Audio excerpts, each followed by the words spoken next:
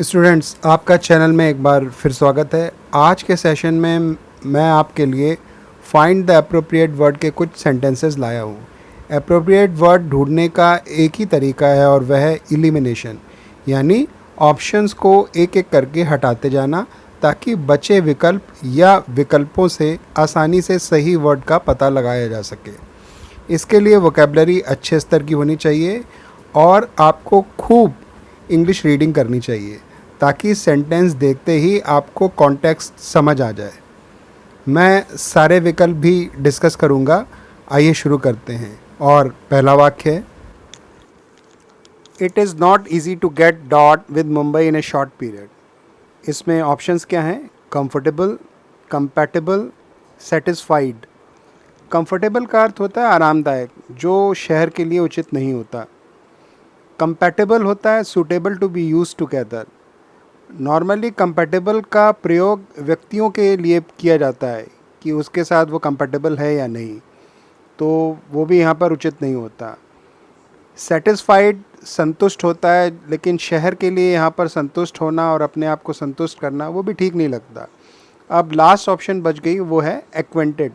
Acquainted का अर्थ होता है टू नो और बी फैमिलियर विद समथिंग, यानी किसी चीज़ को जानना और उसके साथ जान पहचान बनाना।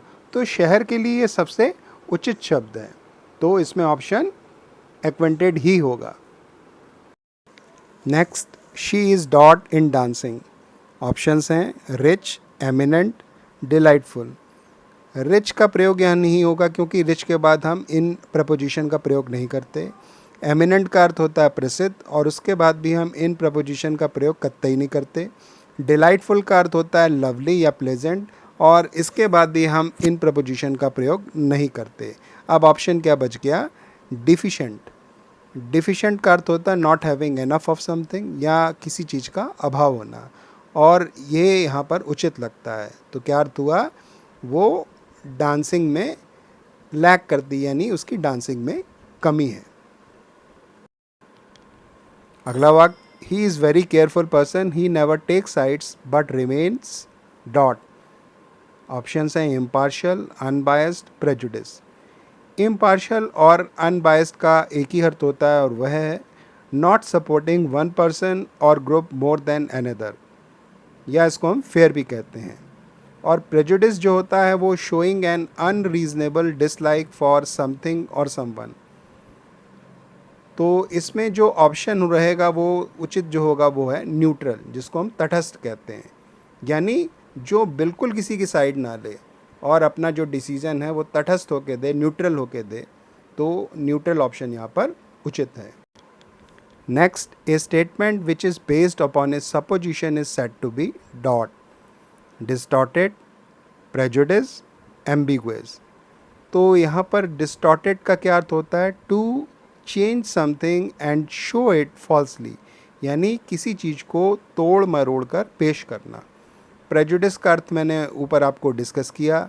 एम्बिगुअस का अर्थ होता है जो चीज़ हमें क्लियर ना हो।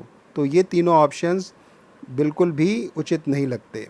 अब बच गया चौथा ऑप्शन और वह है हाइपोथेटिकल, यानी जो स्टेटमेंट जिसको हम मान कर चलते हैं कि वो ऐसा हो या वैसा हो, उसके लिए हम हाइपोथेटिकल शब्द का प्रयोग करते हैं। अगला वाक्य, we were in a hurry and therefore we somehow dot the food. Options हैं ग्रैब्ड, एम्पावर्ड, सीज्ड। ग्रैब का अर्थ होता है लपक कर पकड़ लेना। एम्पावर्ड का अर्थ होता है जिसको हम पावर दी गई हो, जिसको शक्ति प्रदान की गई हो, तो वो भी यहाँ उचित नहीं लगता। सीज शब्द का अर्थ होता है जब्त करना, यानी जब हम किसी इलीगल आइटम को पकड़ लेते हैं तो उसको हम कहते हैं सीज कर लिया। तो ये तीनों ऑप्शंस उचित नहीं लगते। चौथा ऑप्शन है गल्प्ड, और गल्प का अर्थ क्या होता है? To swallow large amount of food quickly, यानी जब हम अधिक मात्रा में फूड को निगल जाते हैं तेज़ी से, उसके लिए हम गल्प शब्द का प्रयोग करते हैं और यहाँ पर गल्प शब्द ही उचित प्रतीत होता है। स्टूडेंट्स, आशा करता हूँ कि आपका कुछ ना कुछ ज्ञानवर्धन ज़रूर हुआ होगा। इसके पहले के 2 वीडियोस आप मेरी प्लेलिस्ट में जाकर देख सकते हैं। कृपया चैनल को सब्सक्राइब ज़रूर करें और बेल आइकन को ज़रूर दबाएं ताकि वीडियो अपलोड होने की सूचना आपको तुरंत मिल सके। अगली मुलाकात तक मेरा प्यार भरा नमस्कार।